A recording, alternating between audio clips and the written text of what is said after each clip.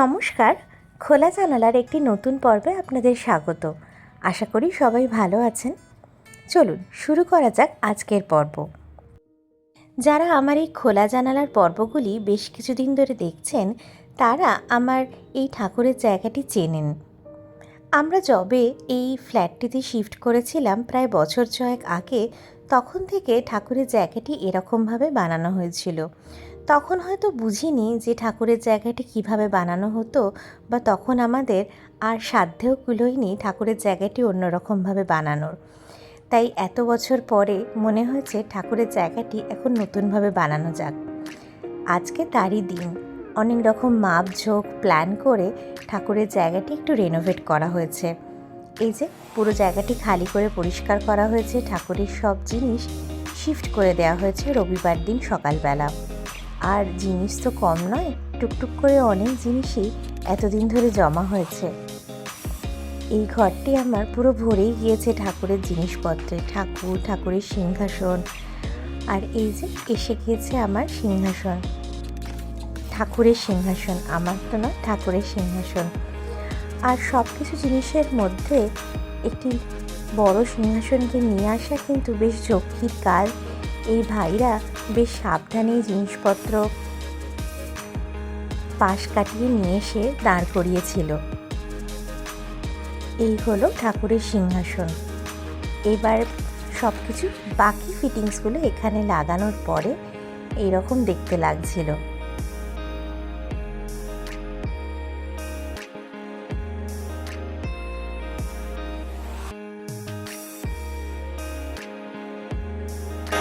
এবার পালা এই ঠাকুরের সিংহাসনটিকে ভালো করে পরিষ্কার করে ঠাকুরদেরকে রাখা এবং সব জিনিস আবার গুছিয়ে তোলা। তাই জন্য আগে ভালো করে পরিষ্কার করে নিচ্ছিলাম।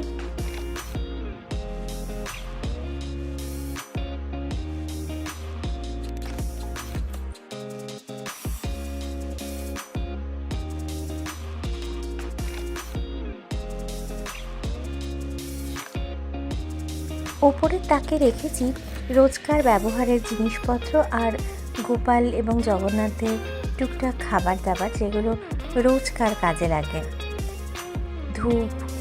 আর এখানে আমি রাখছি যেগুলো রোজ কাজে লাগে না সেই রকম জিনিসগুলো, ঠাকুরের বাসন, চৌকি। আর এখন বাসনগুলো আমি প্লাস্টিকে মুড়ে রাখি, যাতে পরের বার ব্যবহারের সময় আর এগুলো ধুতে না হয়। এটি গোপালের দোলনা, যেটি জন্মাষ্টমীর সময় ব্যবহার হয়। আর এটি হচ্ছে সলতে, যেগুলো প্রত্যেকবার পুরী যাওয়ার সময় নিয়ে এসে রাখা হয়, আবার পরের বার পুরী গেলে এনে রেখে দেওয়া হয়। এখানে রেখেছি মোমবাতি বা ধুনো ধরাবার জিনিস, আর ওই বাস্কেটটাতে রেখেছি গোপালের জামা। আর এই নিচের তাকটাতে বাসন রাখা আছে, এইরকমভাবে মোটামুটি রাখা হয়েছে। আর এখানে রাখা হয়েছে দশকর্মার যা জিনিসপত্র জমানো থাকে, সেই সব টুকটাক জিনিসপত্র।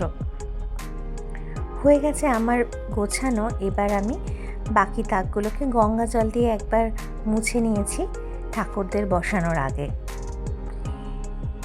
এই সানমাইকাতে জল পড়লে কিছু হবে না, শুধুমাত্র সাবান দিতে না করা হয়েছে, জল বা কলিন দিয়ে এটি পরিষ্কার করা যাবে। এবারে আসন পেতে নেব ঠাকুরদেরকে বসাবার আগে।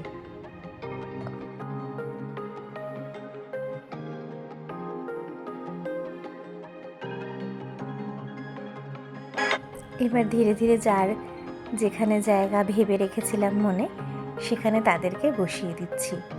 অনেক দিন ধরে মনের মধ্যে এই আশাটা ছিল যে সুন্দর একটা সাজানো গোছানো ঠাকুর ঘর হবে, ঠাকুরের জায়গাটি খুব সুন্দর করে সাজানো থাকবে।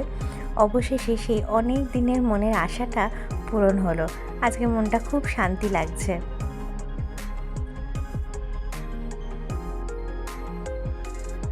এখানে বসাবো গোপালকে।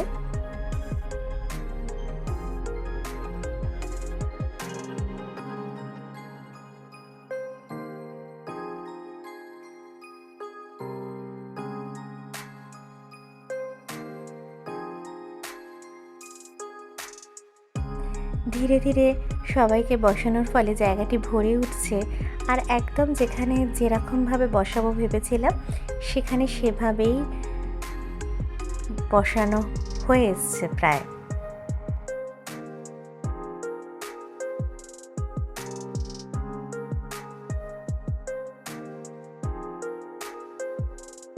এবার মাঝখানে বসালাম জগন্নাথ, বলরাম এবং সুভদ্রাকে।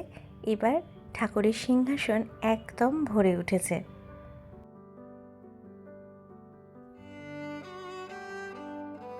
বহুদিন ধরে দেখা একটা স্বপ্নকে আজ চোখের সামনে দেখতে পাচ্ছি।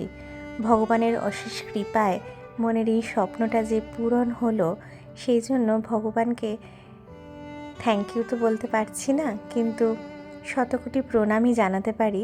ঠাকুর তার নিজের জায়গাটি সুন্দর করে সাজিয়ে নিতে পেরেছে।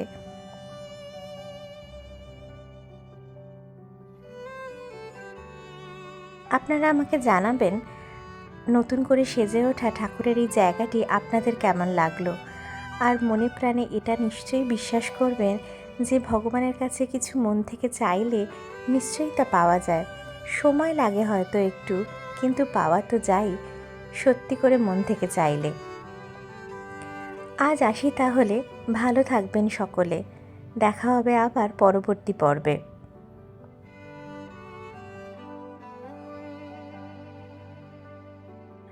আমার চ্যানেলটিকে আপনাদের ভালো লাগলে অবশ্যই সাবস্ক্রাইব করবেন পরবর্তী পর্বগুলোতে কী হচ্ছে তা জানবার জন্য।